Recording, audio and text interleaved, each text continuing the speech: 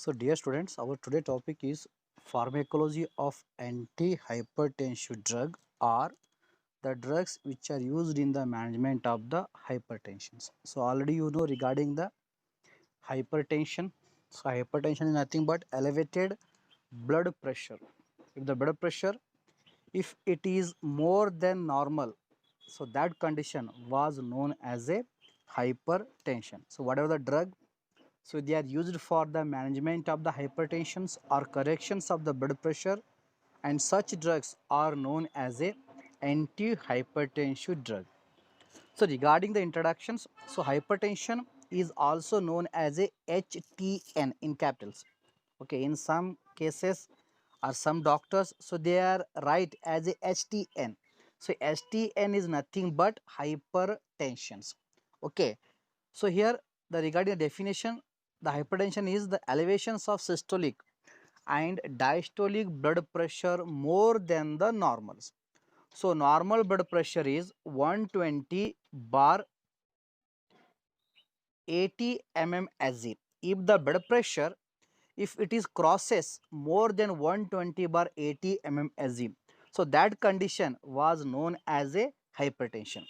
So systolic blood pressure is nothing but it is also denoted as SBP, that is systolic blood pressure, it is around 120. Then diastolic blood pressure is denoted as DBP, that is diastolic blood pressure. Okay, so systolic blood pressure is normal is 120 mmHg and diastolic blood pressure is 80 mmHg. So if the pressure is exceed, if it is more than 120 by 80 mmHg, so that condition was known as the hypertension. In certain cases, the difference between systolic and diastolic blood pressure should be 40 mmHg. For example, 120 minus 80, it should be 40 mmHg. So that was the normal.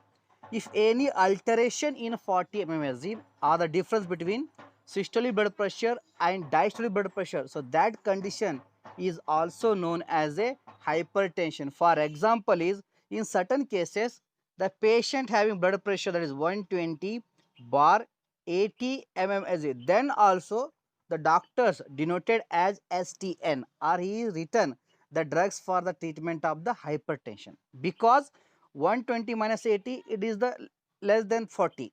Okay, so that is also one conditions of the hypertension. Okay, so don't confuse. So regarding the diagnosis of the hypertension, so if they were minusing, that is the systolic blood pressure minus diastolic blood pressure, it should be remain around 40 plus or minus 5 mmHg. If any alteration, so then also it is known as a hypertension. So if the blood pressure, if it is 120 to 129, that is regarding the systolic blood pressure, and diastolic is below 80, so that condition was known as a pre-hypertension.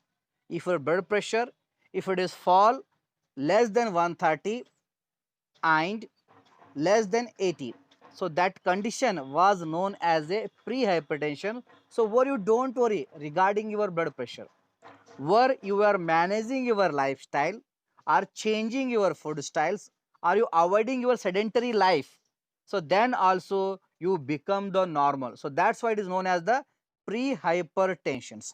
Okay, it is one type of the borderline. Anytime you can fall into hypertension or back to the normal life if you are adjusting your lifestyle, food styles, and as well as if you are avoiding the sedentary life. If the systolic blood pressure is 130 to 139 and the diastolic regarding 80 to 89, so that condition was known as the hypertension stage 1. It is also known as a primary hypertension. So around the world 90 to 95% of people, so they are suffering from the stage 1 hypertension or primary hypertension, so where the blood pressure is systolic regarding 130 to 139 and the diastolic is 80 to 89. And regarding the risk factor for primary hypertension is unknown. So what is reason for hypertension? So that should be unknown or undetectable. So that type of elevated blood pressure is known as a primary hypertension. If the blood pressure, if it is more than 140, and regarding diastolic, if it is more than 90, so that condition is known as a hypertension stage 2 or secondary hypertension. So worldwide, 5 to 10% of the populations, so they are suffering from the secondary type of hypertension. And secondary type of hypertension where the risk factors are known. So due to known risk factor, any alteration in the organ function in our body, then also we are suffering from the hypertension. So that why where the blood pressure regarding systolic is more than 140 and diastolic is more than 90. So that condition was known as the secondary hypertension. So regarding the risk factor for secondary hypertension is renal artery stenosis. Any problem or occlusion in the renal artery. So those renal artery, they supply blood to the kidney itself. If any problem, so that kidney got less blood, so due to stenosis or formations of stones in the kidney, then also the blood pressure is increases. So that's why that is known as the risk factor for secondary hypertension. Or any chronic renal diseases, so that is also risk factors for the secondary hypertension. Then primary hyperaldosteronism, so that is the increase the secretions of aldosterone, that is also risk factors for secondary hypertension. Then stress, so if you having any stress or patient having any stress, so then also the blood pressure is increased, because during the stress the adrenal cortex activity was increases, because during the stress the adrenal cortex, it can secrete the cortisols. So along with cortisol, it also secretes the adrenaline, noradrenaline. So due to that, the sympathetic activity was increases. So due to increase the sympathetic activity during the stress, the person was suffering from the hypertension. Then sleep apnea. So due to irregularity in the sleep pattern or deficiency of the sleep, then also the person was suffering from the sudden irrational behavior, where also the sympathetic activity was increases. So that is also risk factors for the hypertension. So that's why you go for the daily the good sleep. Okay, you can take the good sleep, so that was helpful for to prevent you from the hypertension. And good sleep is occurs only when we are involved in the exercise, or we are involved in the daily work of our home, or we are involved in the daily locomotions or activeness. So then also we can night time we can got the good sleep, so that was helpful for to prevent the hypertension. If you do not having the good sleep, then also you are or the patient was suffering from the hypertension. So next one is the risk factors for hypertension is, that is the hyper or hypothyroidism. Any alteration in the thyroid gland function, so then also the hypertension can be occurs, or the blood pressures can be elevated. So next one is the pheochromocytoma. It is the disorders of adrenal cortex. So the adrenal cortex can be swell. So due to swelling, the size of the adrenal cortex was increases, and more adrenaline, noradrenaline can be accumulated.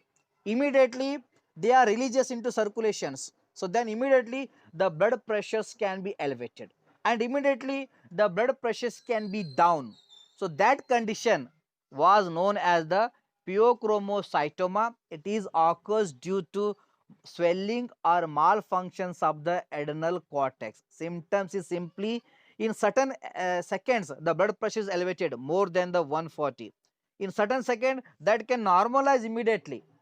So that condition was known as the pheochromocytoma, that occurs due to problem in the adrenal cortex. If we are correcting the inflammations or swelling of adrenal cortex means, so that's why you can also control the hypertensions. And regarding the pregnancy or preeclampsia, so during pregnancy also the blood pressure increases, because so during the pregnancy the fluid can be accumulated in the womb, or fluid can be accumulated in the body.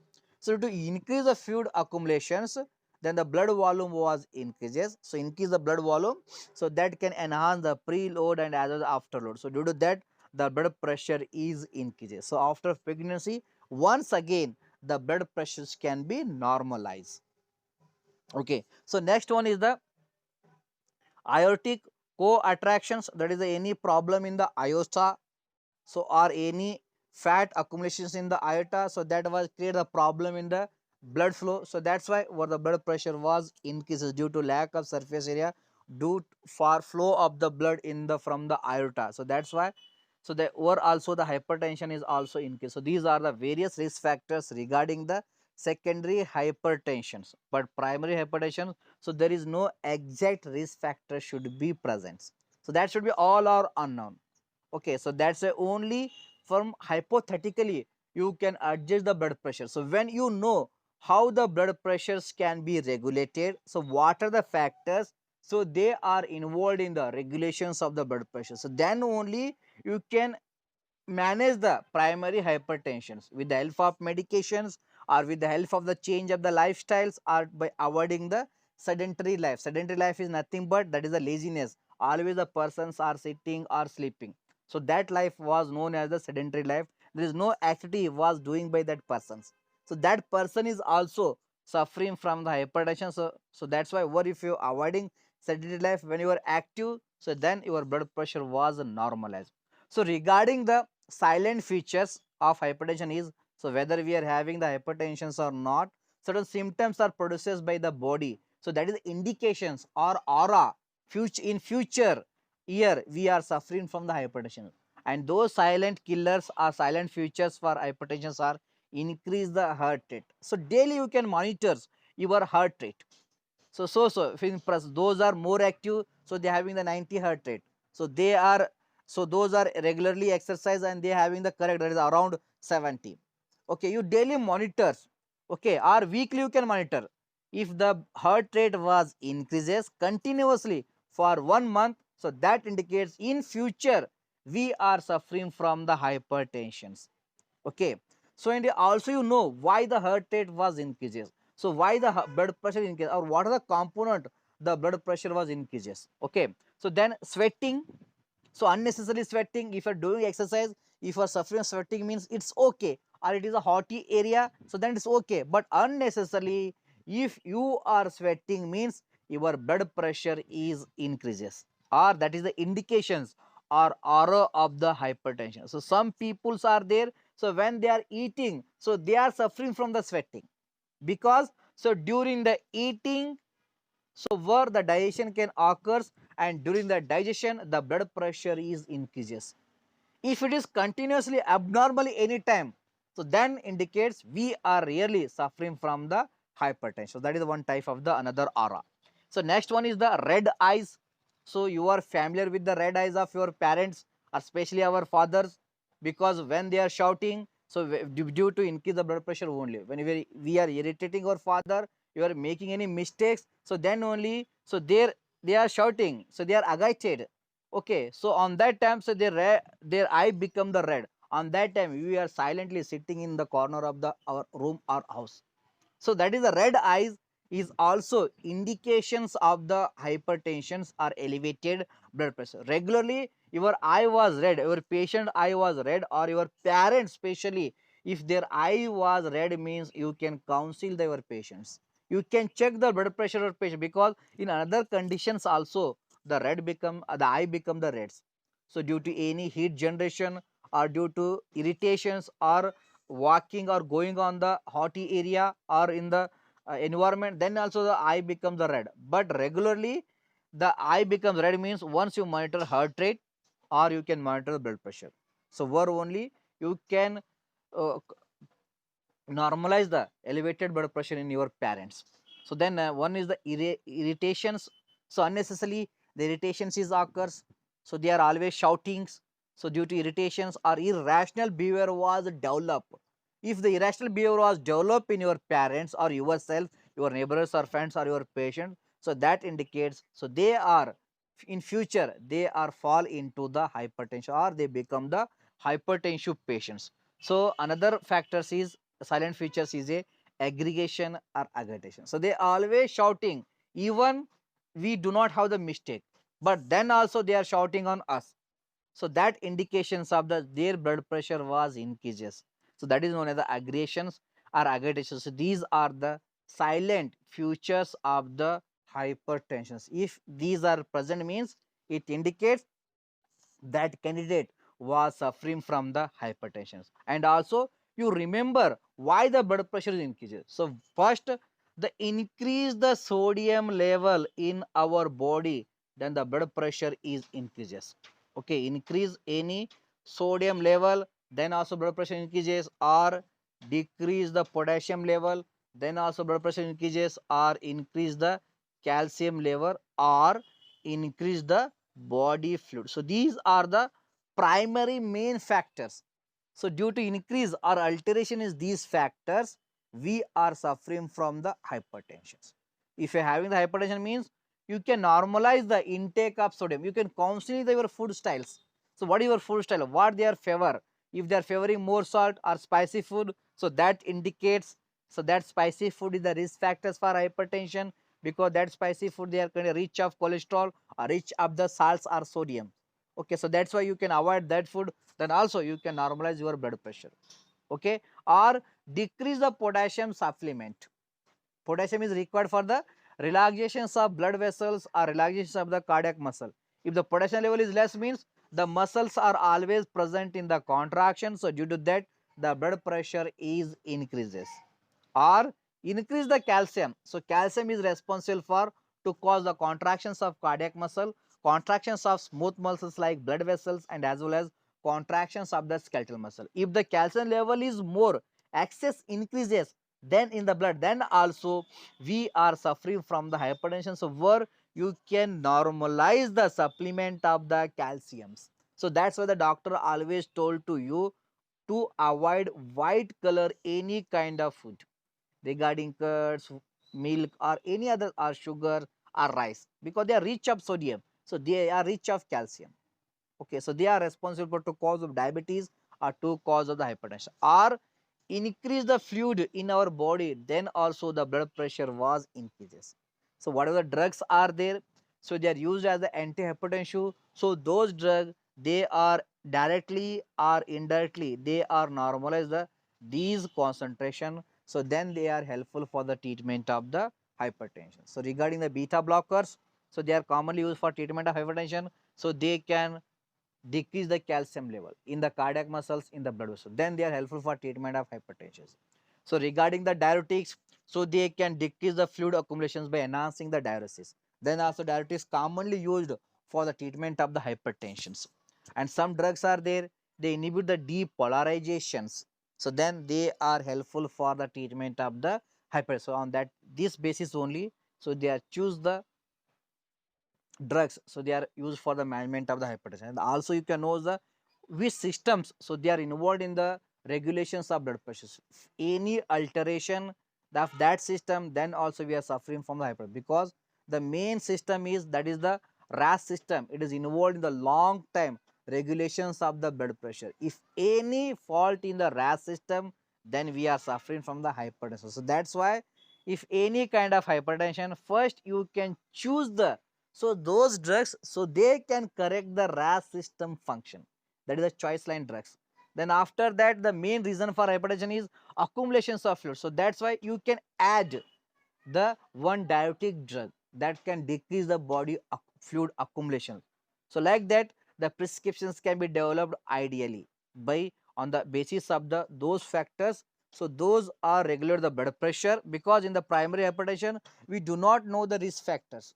Only hypothetically you can manage, you can think by going to the blood profile, if the sodium level increases means calcium level increase means, or fluid level increase means, according to that only you can manage the that primary hypertension. If secondary hypertension means, you know the risk factors regarding any problem in the liver or kidney, or any problem in the CNS or aorta, or any lifestyle changes or thyroidisms, so then they are risk factors for the hypertension. But primary, we do not know the risk factors, only hypothetically we should be managed. Okay, so now we learn regarding the drugs, so they are used in the hypertension. So first class drug is the diuretics. It is also according to choice line, it is also first line drug. Okay, it is the first class drugs or main drugs, so they are commonly used for the treatment of the hypertension. So that is the diuretics. Once again, so they are classified into three classes, that is thiazides, then high selling diuretics, and also third one is a aldosterone antagonist.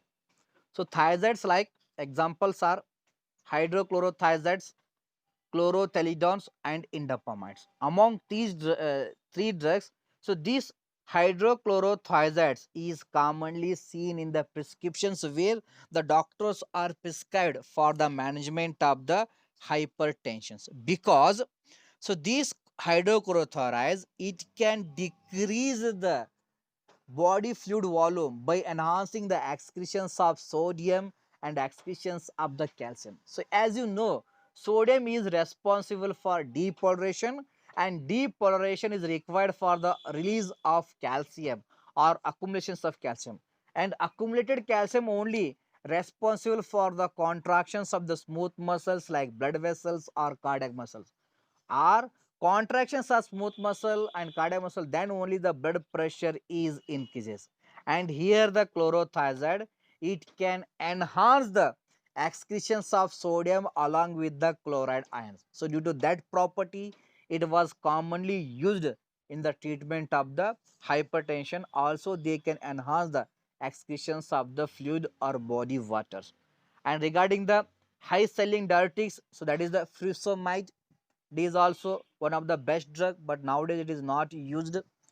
The next one is the aldosterone antagonist. So these are also known as the potassium sparing diuretics, because other drugs, above drugs, so they are enhance the excretions of potassium also. But these aldosterone antagonists are potassium sparing diuretics only. They are enhance the excretions of the risk factors like sodium, but they do not have any effect on the potassium. So do not involved in the excretions of potassium, because the hypertension is also occurs due to deficiency of potassium. Okay, so here these spironolactons are epinol or amiloride, so they are aldosterone antagonist, or they are potassium sparing diuretics, so they are enhance only excretions of sodium and chlorides. They do not have any effect on the potassium. So that's why, so after chlorothiazides, so these spironolactons, so they are commonly present in the prescription in the nowadays. But among these three drugs, so now in the current decade, so this eplenon is commonly seen, or it is a choice of the drug for treatment of hypertension from the diuretics or aldosterone antagonist or case, that is the potassium sparing diuretics. So nowadays this is the eplenon that is commonly used for the treatment of the hypertension. So regarding the mechanism of the diuretics, so these diuretics, so they are mainly inhibit the reabsorptions of sodium and reabsorptions of chloride by blocking the sodium chloride transport at distal converting tubule. So it is the part of the nephron, so where the water, where the electrolytes, so they are reabsorbed.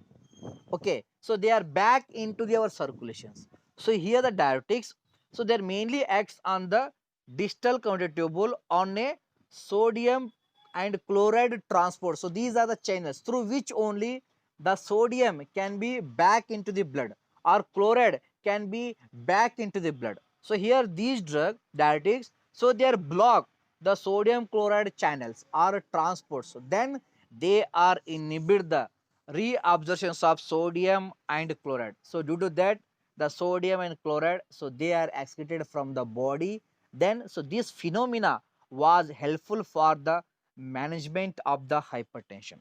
And these drug also having the weak carbonic anhydrase inhibiting action. So this enzyme is required for the formations of sodium bicarbonate. So like that, the sodium can be reabsorbed from the urine or from the nephron in the presence of carbonic anhydrase enzyme. So this carbonic anhydrase enzyme, it can dissociate, that is a H2CO3 into H2 and H ions. So then that HCO3 bicarbonate, it can react with the sodium ions, it can form the sodium bicarbonate. Then sodium bicarbonate is transported to the blood, where also it can dissociate, it can convert into sodium. So like that, the sodium ions can be regulated under the influence of the carbonic anhydrase, and the sodium is responsible for to cause of the hypertension. And here the diuretics, so they are also to inhibit the carbonic anhydrase enzyme. So due to this property regarding the hydrochlorothiazide, so they are inhibit the formations of sodium bicarbonate. So due to that, they are enhance the excretion of sodium by targeting the carbonic anhydrase enzyme. So regarding the side effects, so they are regarding the hydrochlorothiazide, so they are cause the hypokalemia because along with sodium, so they also causes the excretions of potassium, but the potassium sparing diuretics, so they do not show the any hypokalemia as a ADR. Then also, so they are cause the hyperuricemia, so they can enhance the accumulations of uric acid because so along with inhibitions of reabsorption of sodium and chloride, so these thiazide diuretics say they do not inhibit the reabsorptions of calcium and uric acid. Instead of inhibition, they enhance the reabsorptions of calcium and uric acid. So due to that, the uric acid level in the blood was increases, so then the patient was suffering from the hyperuricemia. Okay, if the person having the gout or any rheumatoid arthritis due to accumulation of uric acid means, and same patient is also having suffering from the hypertension means, where you do not use the thiazide diuretics because that rheumatoid arthritis occur due to accumulations of uric acid. And here these drug if you are using for management of same patient, if they are suffering from the hypertension means, so they can correct the blood pressure, but they can elevate the conditions of the rheumatoid arthritis or gout. So that's why, so where you cannot be used, instead of that you can go for the other drugs. So those drugs are diuretic, they can enhance the excretions of the uric acids.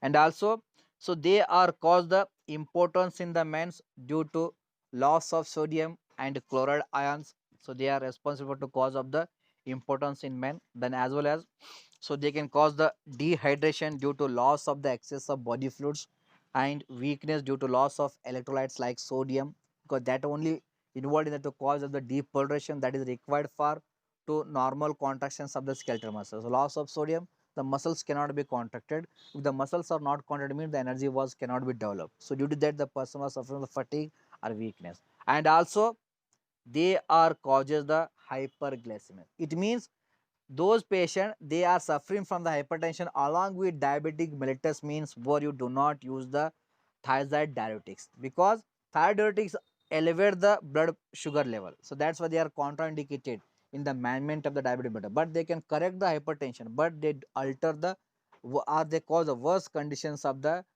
that is the blood sugar level. So that's why it should be avoid the with those patients they are suffering from the hypertension along with the diabetes mellitus. So regarding the uses, so these are commonly used for the treatment of hypertension, then congestive heart failure, edema, and diabetes insipidus. So next class, that is the renin angiotensin system inhibitors. This is are the nowadays these are the first line drug commonly are used for the treatment of the hypertension along with diuretics. Okay, so ideal prescriptions for hypertension is one drug from RAS system, another drug from diuretics, and another drug from the that is beta blockers. So they are three drugs. So they are choice line drugs are common therapy used for treatment of the any kind of the hypertension. So renin angiotensin system inhibitors, once again they are classified into three class, that is AC inhibitors. Examples are captopril, enalapril, lisinopril, perinopril, ramipril, or amyloid. So those drugs, so they end with the pril or suffix with the pril, so that they are belong to the ACE inhibitor. So this clue was helpful for the preparations of GPAT or any competitive exams. So these drug example captopril, enalapril, so they are mainly target the ACE enzyme, that is angiotensin converting enzyme. So this enzyme is found in the lungs. Okay, so when the blood pressure was fall from the kidney, renin was released into blood. So when the renin is travel in the blood, in the same time the angiotensinogen was present in the kidney, that was converted in the not kidney in the blood, so that was converted into angiotensin 1. So angiotensin 1 and renin they are travel in the blood, so that blood when visited to the lungs, so where this enzyme is present, that is AC, that is angiotensin converting enzyme, it is present in the lungs. So where it can convert angiotensin 1 into angiotensin 2, and this angiotensin 2 is a powerful vasoconstrictor. It can constrict the blood vessels and increases the blood pressure. And here the drug like AC inhibitors, so they are inhibit this enzyme and they are block the conversions of angiotensin 1 into angiotensin 2. So like that they can decrease the elevated blood pressure, because angiotensin 1 they do not have any actions or any physiological role. Only angiotensin 2, it is the powerful vasoconstrictor agent. It can consist or decrease the size of the blood vessel. Due to that only the blood pressure is increases. And regarding class, that is a subclass 2, that is angiotensin 81 receptor blockers. So angiotensin 2 acts on the 81 receptor where it can cause the vasoconstriction. Due to vasoconstriction, the blood pressure increases. Or angiotensin 2 in CNS acts on angiotensin 1 receptor, it can signal the hypothalamus. Then only hypothalamus gives signal to the pituitary gland, then the pituitary gland is involved in the release of aldosterone. So that released aldosterone acts on the kidney and enhance the reabsorption of sodium along with the body fluids. So due to that, increase the accumulations of sodium and body fluid or water, the blood pressure is increases. So here the angiotensin 2 blockers like losartan, candesartan, irbesartan, telmisartan and valsartan. So they are inhibit the vasoconstrictor effect of angiotensin 2, as well as so they are inhibit the release of the aldosterone by angiotensin 2. So like that, so they are helpful for the management of the hypertension. So that's why, so among RAS drugs, so these losartans or telmisartan nowadays, valsartans are commonly seen in the prescription that was used for the management of the hypertensions. Then third classification, that is the direct renin inhibitors like aliskiren. So this drug is mainly acts on the nephron. It can inhibit the release of renin, and lack of renin, the angiotensin 1 or angiotensin 2 cannot be formed. So like that, this is the new molecule or new drug. So they are used for the treatment of the hypertension, where due to abnormalities of RAS system, the hypertension was developed. So where they are used the aliskiren, they can cut the source of the renin. So like that, it is also helpful for the management of the hypertension. So next class is the sympathetic inhibitors. Once again, they are classified into four class, that is beta blocker. So these are only inhibit the beta receptor, that is especially beta 1, because this beta 1 is found in the heart and as well as they are present in the kidney. In the heart, they increases the force of contraction, so they increases the heart rate. So when the adrenaline bind on beta 1 and that beta 1 was present in the heart, so where it can increase the force of contraction heart rate. So due to increase the force of contraction heart rate, the person was suffering from the blood pressure. And as well as the beta 1 was present in the kidney. So where the adrenaline or noradrenaline, so they act on the beta 1 in the kidney and they enhance the release of renin. And renin is responsible for the formations of the angiotensin 2. So and here the beta blockers like propranolol, metoprolol, atenolol, so they are block the beta 1 activation, or they block the binding of adrenaline on beta 1, because they are bind on the beta 1, so there is no space on the beta 1 receptors where adrenaline are failed to bind on the beta 1 receptors in the heart and kidney. So like that, propranolol, metoprolol, atenolol, they decrease the force of contraction and heart rate, as well as so they are decrease the renin release. So like that, so these are helpful for the management of the hypertension. And among these drugs, the atenolol is commonly seen in the prescriptions, that is Attain 25, Attain 50, like a brand name. So they are commonly seen in the prescription for management of the hypertension from the sympathetic inhibitors or sympathetic blockers. Then alpha blockers like parazosin, then terazosin, pentolamine, phenoxybenzamine. So these alpha receptors once again sub-classified into alpha 1 and alpha 2. And alpha 1, alpha 2, so they are mainly present in the blood vessels. So where, so they are cause the vasoconstriction, that is a decrease the size or diameters of the blood vessels. So to decrease the size of blood vessels, then the blood pressure is increases. So here adrenaline, noradrenaline, isoprenaline, so they are the agonist for alpha 1, alpha 2 as well as beta. So they are bind on the alpha 1, alpha 2 receptor. They can cause the vasoconstriction or increase the blood pressure.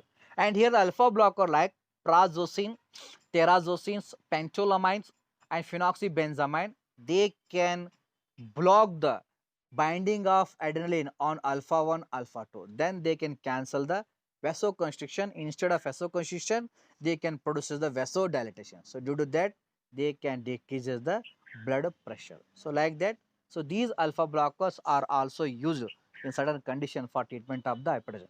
Then alpha beta blockers like labetalol, carvedol, then central sympathometalitics like clonidine and methyl-dopa. So just centrally they can block the release of adrenaline, noradrenaline. Then they are helpful for the treatment of the hypertension. Next one is the calcium channel blockers. So they are inhibit the calcium channel. Due to that, they can inhibit the accumulation of calcium in the smooth muscles and in the blood vessels like verapamil, felodopine, amlodipine, dilatism, nifedipine, many others.